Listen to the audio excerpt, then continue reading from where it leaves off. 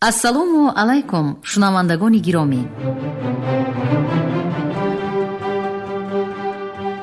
ба таваҷҷӯҳи шумо идомаи силсила гуфтори хонишҳои бадеӣ аз рӯи рамани сегонаи нависандаи халқии Тоҷикистон Ҷалол Икромӣ, духтари оташ, 12 дарвозаи Бухоро ва тахти вожгон. шунавандагони арҷманд, акнун ба қироати рамани сегонаи Ҷалол Икромӣ тахти вожгун оғоз менамоем. ҳоло гуфтори 14-ро аз рӯи ин раман бишнавед. ровӣ Ализода Абдурашид Хуҷамқул. қисми 10.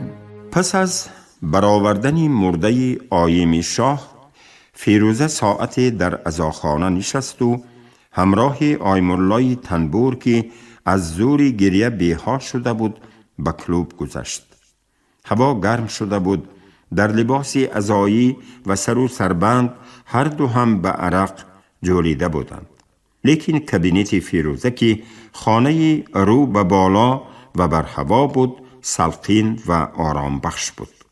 هر دو هم سربندها را از سر و گردن گرفته به یک سو گذاشتند و هر دو هم بیمدارانه خود را بر روی دیوان پرتافتند.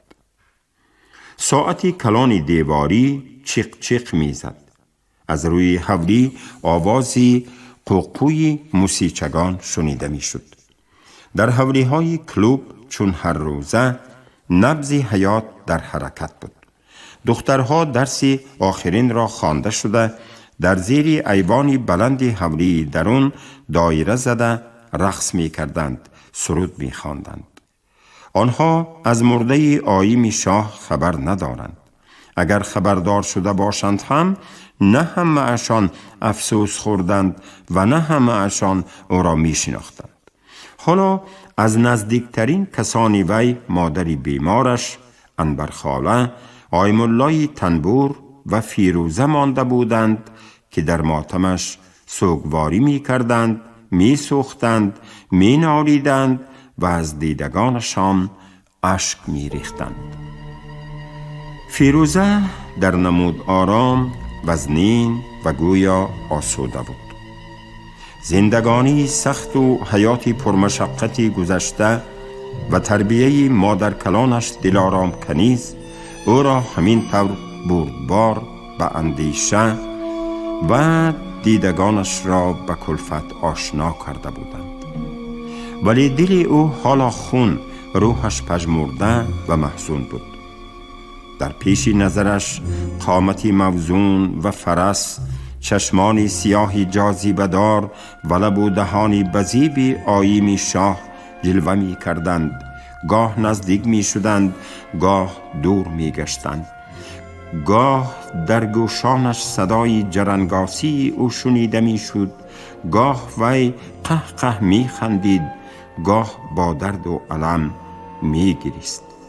بلی، آییم شاه سرسخت می نالید به وی با تولای و زاری، عرض مطلب می کرد، از عشق خود، از محبت خود قصه ها می گفت. من گناه ندارم، من بدبخت، من شوربخت، من روز ندیده به روز رسیده بودم می گفت. به غیر از همین کار دیگر چاره‌ای نداشتم. من قربانی نسیم جان شدم، من فدای عشق پاک شدم، من به مقصد رسیدم می گفت. عجب، گفت به خاموشی خلل داده آیم‌الله، این دنیای بی وفا چه نغمه هایی دارد. برای چی آییم شاه به کوچه برآمد؟ برای چی محض آییم شاه هدف تیری زاریم گشت؟ من نمیفهمم. آییم شاه گل بود، گلی خوشبویی که زیب دستاری بهترین مردی دوران ما باشد. اما این گل در بهار عمر خود خزان شد.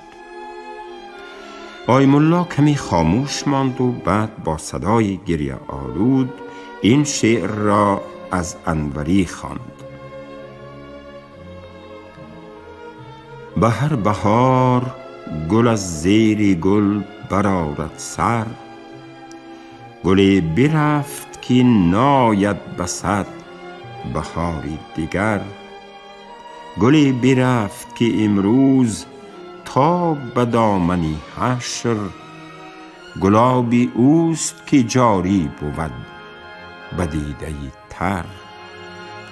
گلی برفت که با آن که غنچه بود هنوز، دو غنچه داشت به هر 1000 تنگی شکر.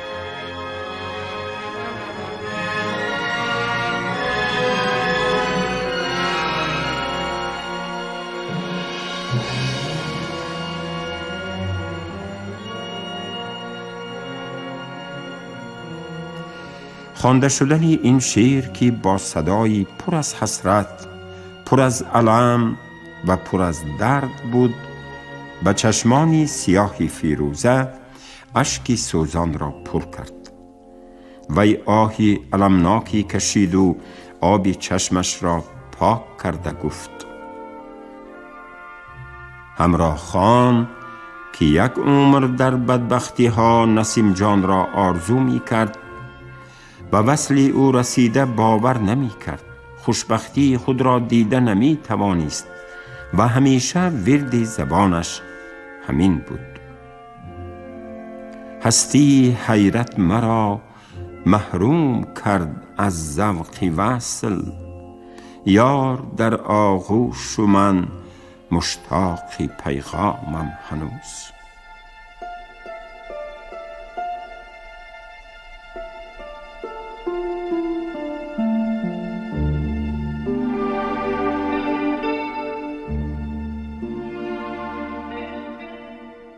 وی حقیقتاً عاشق بود.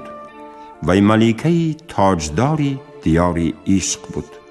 گفت آیم الله به یک نقطه نگاه کرده ایستاده. وی مثل شمسیه ناکام در مکتب عشق تربیه یافته، چون شعر لطیف، چون الهام روح بخش و چون زرحل کتابی عاشقانه نازک و از آلایش پاک بود. بله، راست میگویید آیم الله جان. وی زنی بود که به شاعران الهام، به حافظان آهنگ، به عاشقان شوری عشق بخشیده می توانست. وی زنی بود سرکش، آزادی خواه و با افتخار، به هیچ کس مطیع نمی شد مگر به حکم دلش، به هیچ حاکمی سر نمی فراورد مگر به پادشاهی عشق. چون غنچه از نوری آفتاب انقلاب شکوفان گشت، چون لعل از شعله انقلاب درخشید. اولین زنی بود که مردانوار به راه حریت قدم گذاشت و بیباکانه فرنگی و چشم بندی سیاه را زیر پا کرد.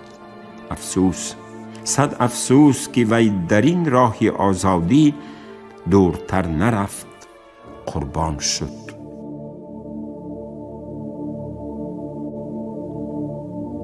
آیم الله تنبور این سخنان شاگرد خود را گوش کرده ایستاد و بعد گویا سخنی از میان کنده شده خود را دوام داد.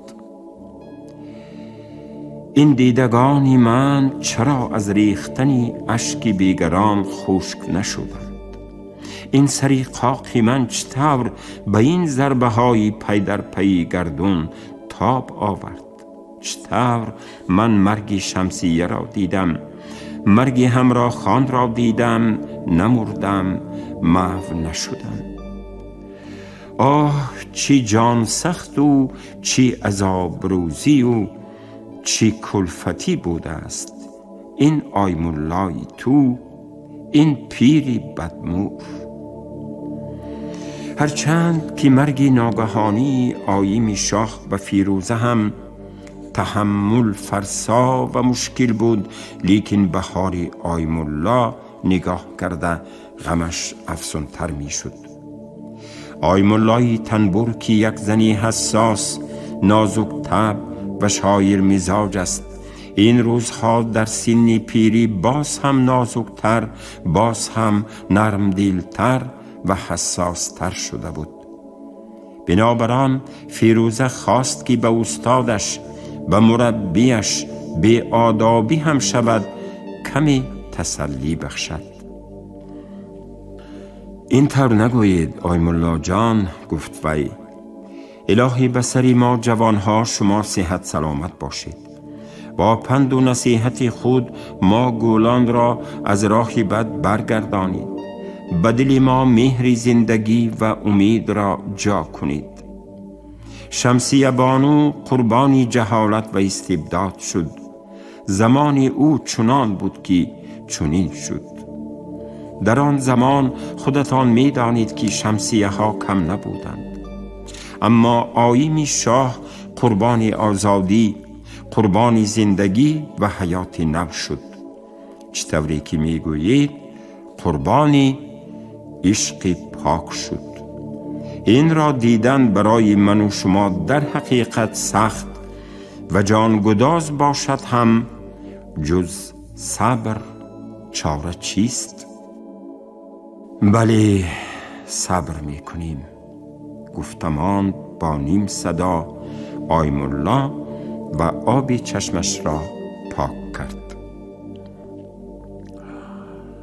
لیکن زمان ما زمان مکافات و مجازات است، گفت فیروزه سر برداشته. اگر نیکی کنی نیکی بستانی، اگر بدی کنی بدی. من باوری دارم که کشندگان آیین شاه جزای سزاوارشان را خواهند کشید.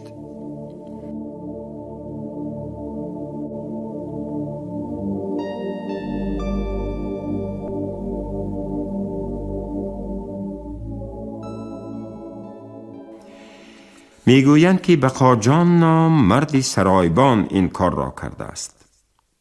ها، بقاجان به دست افتاده است؟ ها، به دست افتاده است، گفت خیال کرده ایستاده فیروزه. لیکن چی؟ لیکن گفت فیروزه خیالش را جمع کرده، بقاجان تنها نیست. بقاجان را به این راه انداختگی ها باید باشند. من از این کار اندک خبر دارم. یک چند روز پیش از این بقاجان به نزد من آمده بود. فیروزه واقعه آمدن و به کلوب بهتان کردن بقاجان را نقل کرده داد و علاوه نمود. حلیمه دختری بقاجان باید قاتل اساسی را داند، زیرا که پدری او را برای غلط و دهشت روانه کردگی همان کسی است که حلیمه را حامله کرده است. اداره های تفتیش پرس و کاو کرده یافته می گیرند، گفت آی ملا. قاتل و قاتلان جزا هم بینند، لیکن از این به مرحومه فایده نیست. جان جوانی وی از دست رفت. این سخنان آی ملا را فیروزه قریب نمی شنید. باز به پیش نظری وی سیمای جوانان خندان و شکوفانی آیین شاه آمده ایستاده بود و او از فیروزه می خواست که از کشندگانش قصاص گیرد، نماند که دست و پنجه خونین آنها باز بگردنی بیگناهی دیگر چسبند.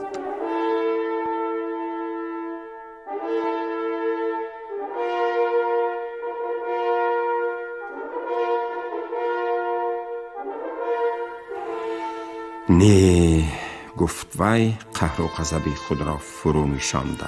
نه، من قصاص می گیرم. من خودی حاضر به حوری بقاجان می روم. از آن حلیمه بی ناموس و بی ننگ، از آن حلیمه رزیله که برای حفظ جان ای غیر خود دست خونین پدرش را به سوی بیگناهان روانه کرد، گپ می پرسم. وی باید به من جواب دهد. به من. تو دیوانه شدی؟ گفت آی ملا با دهشت. من تو را به هیچ جا رفتن نمی مانم. تفتیش کردن این کار وظیفه تو نی. بتر کار را رسوا کردنت ممکن.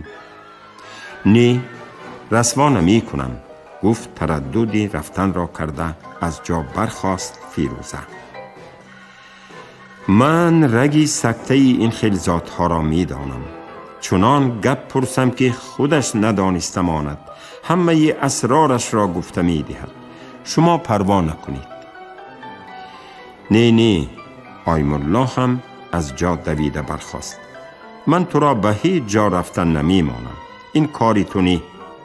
بعد امروزها به حولی بقاجان رفتن عموما خوب نی. خودی وی در حبس، کارش در تفتیش.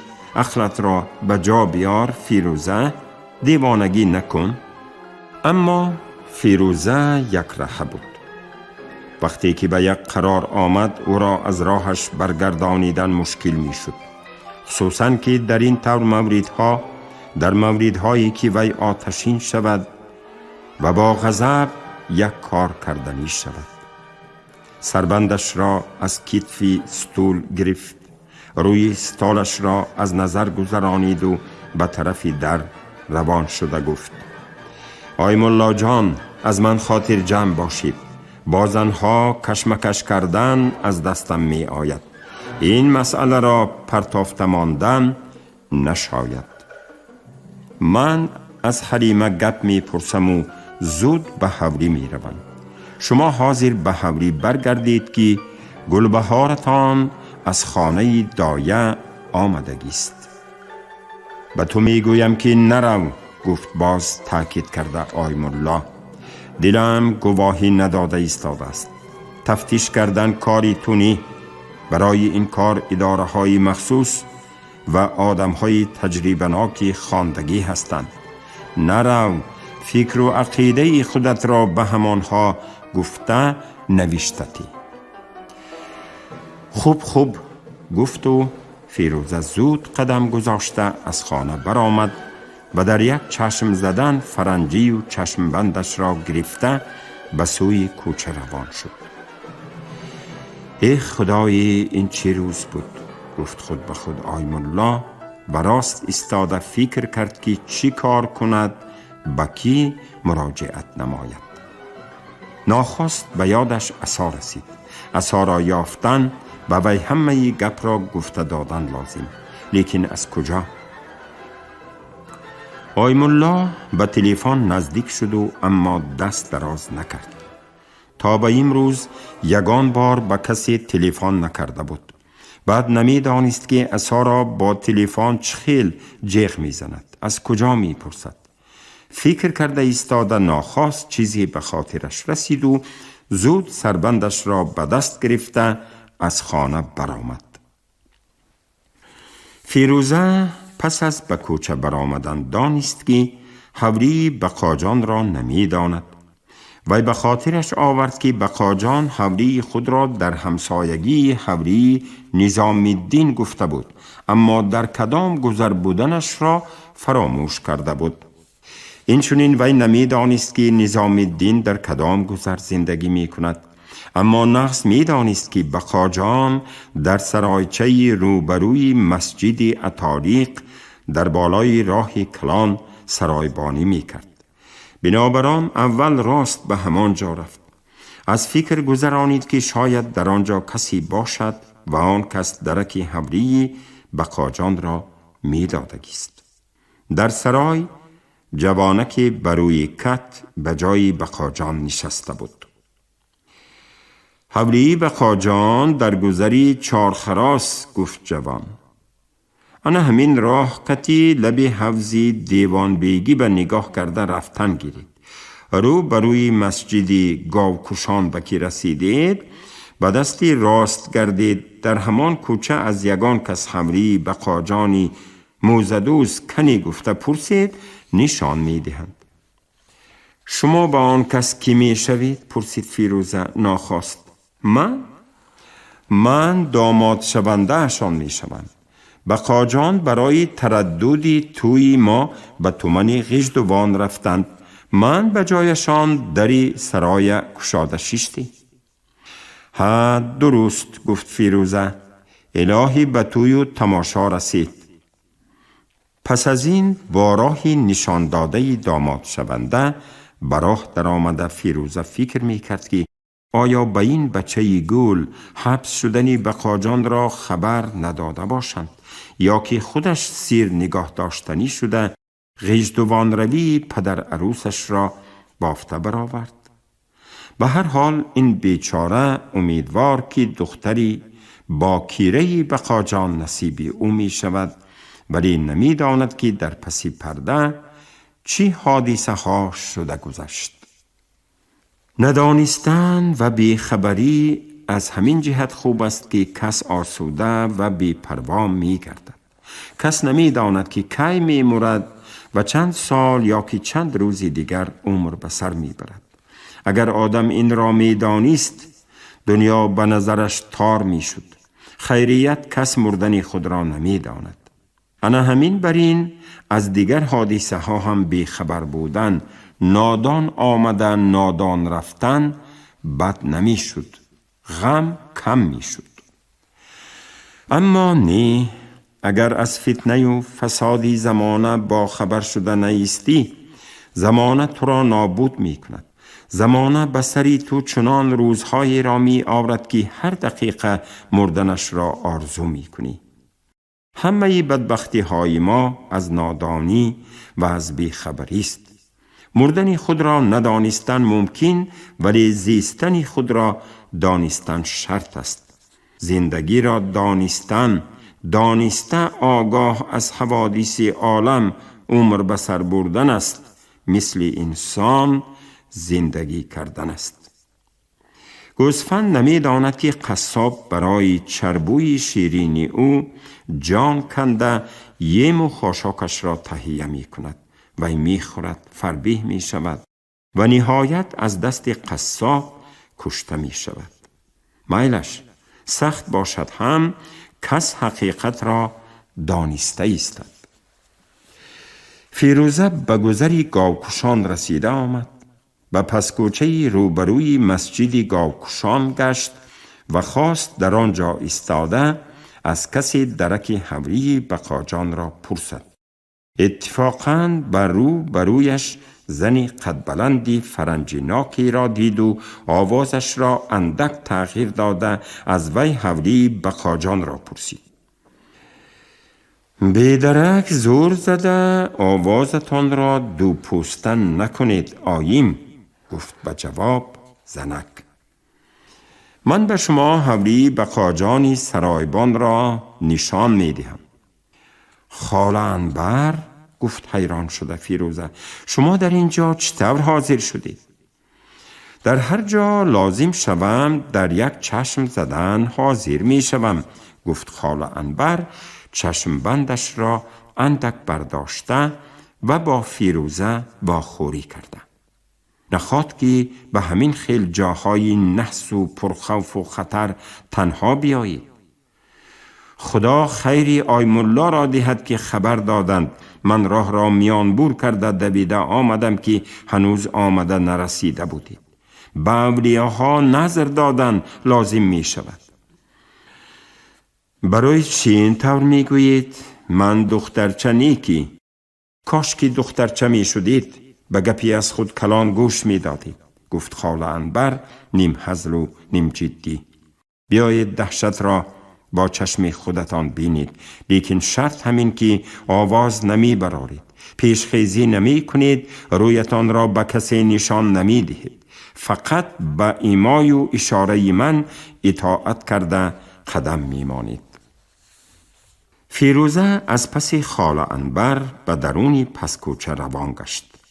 پس از 20 قدم به دروازه رسیدند که از درون آن آوازی داد و فریادی زنی بلند بود. با آن حولی بچه های کوچه و یک دو مرد نیز سراسیمه داخل می شدند. خاله عنبر به آن حولی در آمد. فیروزه هم از دروازه حولی به درون در آمده دید که درهای یگانه خانه کلان آن حولی کشاده، در نزد دری در آمد 2-3 نفر خرد و کلان راست ایستاده به خانه نگاه می کنند و آوازی فریادی زنک از درون خانه بلند بود که می گفت: ای وای، ای داد، خانیم سوخت، یگانه دخترم، یگانه کسم، پشت و پناهم از دست رفت، خودش کشت. فیروزه دویده رفته از دری میانه که در آنجا بغیر از یک دو بچه کسی نبود به خانه نگاه کرد. در میان خانه رو به زمین، دستانش را به دو طرف دراز کرده دختری می خوابید. زنکی گندمگونی جثه خوردی در سری وی نشسته داد و فریاد می کرد. در پایان خانه دو مردک راست می ایستادند و گویا به چیزی به کسی منتظر بودند. به زمین حلیمه مرده خوابیده است، گفت آهسته، سرش را به سری فرنجیناکی فیروزه نزدیک آورده خاله انبر. آن زنک مادری اوگهی دخترک زهره، یکی از آن مردها را من می شناسم، خدمتگاری نظام الدین ناظر، ملا قنبری چرتی، احتمال به آمدن خواجهش منتظر. در حقیقت در این وقت در روی حولی مردم به حرکت آمدند و از میان آنها نظام الدین رنگش سفید کندگی سراسیمه آمده به خانه در آمد و خوش گفت: این چی واقعه؟ نمیدانم. باز فریاد کرد زنک: از کوچه آمدم که انا همین حال در دستش شیشه زهر مرده مانده است. زهر را از کجا یافته است؟ نمیدانم. در خانه کسی دیگر نبود؟ هیچ کس نبود. در کوچه بودنی شما را کسی دید؟ نه، کی می دید؟ نظام الدین با کراهت قدم مانده از هر طرف به جسد حلیمه نظر کرد. بعد به مردی که با قنبر راست می ایستاد مراجعت نمود: یار محمد افندی، شما آدمی با سواد و آگاه هستید، در حال کاغذ و قلم گیرید و عقد نویسید. ما چون شاهد دست میمانیم. این کار شاید جنایت باشد، شاید حلیمه را مجبور کرده باشند، شاید زورن او را کشته باشند. به هر حال کی زورن می کشت؟ گفت یک باره از جانیم خیز شده زهره. به دهانتان نگاه کرده گپ زنید.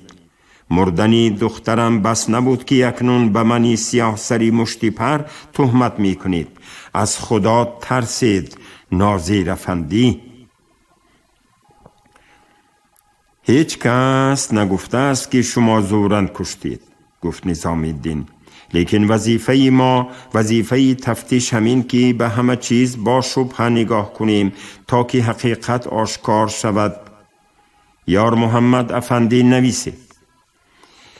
مردکی دویم که یار محمد نام گرفت به پایان خانه نشسته، از دستی کسی قلم، از دستی کسی کاغذ گرفته به نوشتن سر کرد. نظام الدین می گفت: